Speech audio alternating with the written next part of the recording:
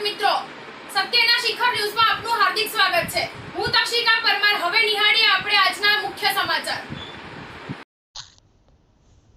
દેવગઢ બારિયાની મેઘરા ગામની નિવાસી આશ્રમ શાળામાં સરકારી સાયકલો ખાઈ રહી છે ધૂળ।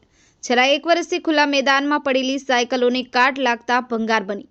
વર્ષ 2023ની સાયકલો હજી સુધી વિદ્યાર્થીઓને આપવામાં આવી નથી। ધોરણ 9ની વિદ્યાર્થીઓને સરકાર દ્વારા મફત સાયકલ આપવામાં આવે છે। શું સરકાર દ્વારા વર્ષ 2023ની જૂની ભંગાર સાયકલો હવે વર્ષ 2025માં આપશે?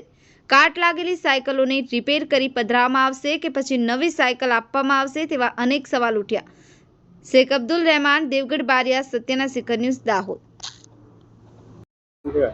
બાબુભાઈ ભીખાભાઈ પટેલ, તો અહીંયા નોકરી કરો? શિક્ષકમાં આચાર્ય તરીકે। આજે સાયકલનો જથ્થો પડ્યો છે, એ સાયકલનો જથ્થો કેમ અહીંયા પડ્યો છે? હવે તો સમાજ કલ્યાણ દ્વારા ફોન આવેલો, ઉતારવા કીધું એટલે ઉતારીને ફિટ કરી છે। પછી એ પછી કોઈને આપવામાં, કોઈ સૂચના આપવામાં ના, કશું નથી આવી। અત્યારે કાટ થઈ ગઈ છે સાયકલો, અત્યારે તમે જોવો છો અંદર ઘાસ ઉગી નીકળ્યું છે, તો હવે એને શું કરવામાં આવશે? અમે નથી ચિંતા થશે, અમારા બાળકોનું રમત બધું ચોખ્ખું થઈ જાય, રમી શકે, પણ આ નથી નીકળતી અને શું કરીએ, અમે કોને કહીએ? સરકાર